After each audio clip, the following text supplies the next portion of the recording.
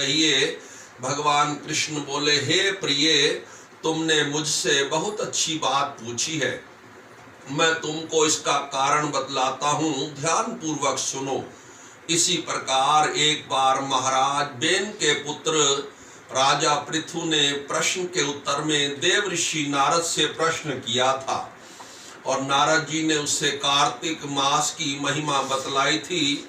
राजा पृथु के प्रश्न के उत्तर में देव ऋषि नारद ने कहा था, हे राजन, एक समय शंख नामक एक राक्षस बड़ा बलवान और अत्याचारी हो गया था। उसने अपने अत्याचारों से तीनों लोकों को कंपायमान कर दिया था। उस शंखासुर ने स्वर्ग में रहने वाले देवताओं को जीतकर इंद्र आदि देवों व लोकपालों के अधिकारों को छीन लिया। उससे डरकर सभी देवता सुमेरु पर्वत की गुफाओं में कुटुंबियों के साथ बहुत दिनों तक छिपे रहे थे। वह बाद में सुमेरु पर्वत की गुफाओं में निश्चिंत होकर रहने लगे। उधर जब शंख को पता चला कि देवता आनंद से सुमेरु पर्वत पर रहने लगे हैं, तो उसने सोचा कि ऐसी कोई दिव्य शक्ति जरूर है जिसके कारण अपना अधिकार छिन जाने पर भी देवता बलवान होते हैं। ये सोचते सोचते वह इस परिणाम पर पहुंचा कि वह सब वेद मंत्रों के बल से ही बलवान हो रहे हैं।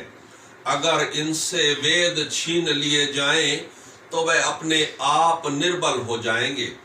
देव ऋषि नारद बोले, ऐसा सोचकर शंखासुर भगवान विष्णु जी को सोते हुए देखकर सत्य लोक में वेद चुराने के लिए पहुंचा।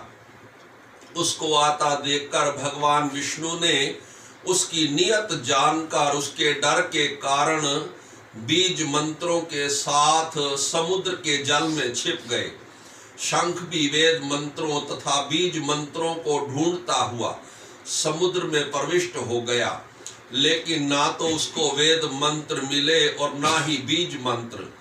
जब शंख समुद्र से निराश होकर वापस लौटा, तो उस समय श्री ब्रह्मा जी पूजा की सामग्री लेकर सब देवताओं के साथ भगवान विष्णु जी की शरण में पहुंचे और भगवान को गहरी नींद से जगाने के लिए गाने बजाने लगे और धूप गंध आदि से बार बार उनका पूजन करने लगे।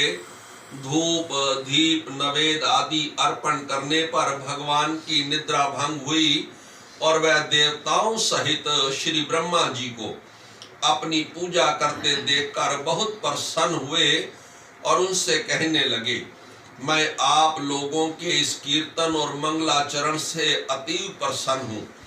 आप अपना अभिष्ट वर मांगिए, मैं अवश्य प्रदान करूँगा। जो मनुष्य अश्वन शुक्ल की एकादशी से देवउठनी एकादशी तक ब्रह्म मुहूर्त में उठकर मेरी अर्चना करेंगे, वह तुम्हारी तरह मेरे प्रसन्न होने के कारण सुख को प्राप्त करेंगे।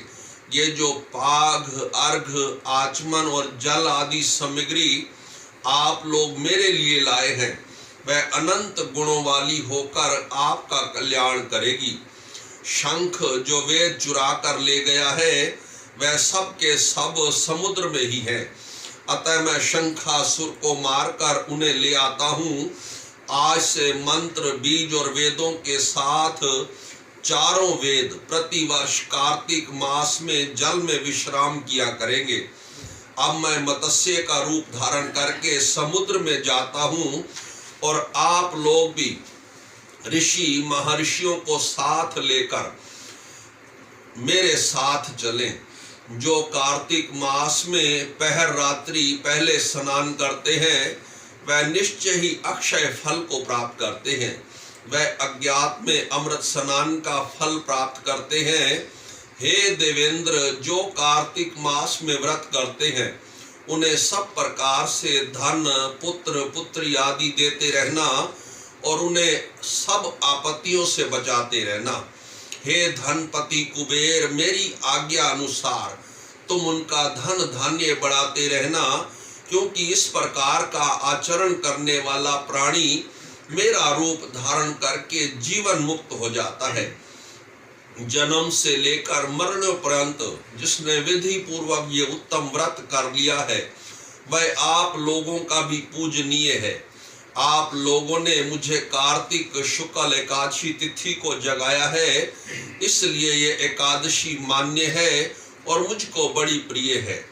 हे देवताओं, ये दोनों व्रत नियम पूर्वक करने से प्राणी मेरे समीप पहुंचते हैं। इन व्रतों के करने से जो फल मिलता है वह अन्य व्रतों से नहीं मिलता।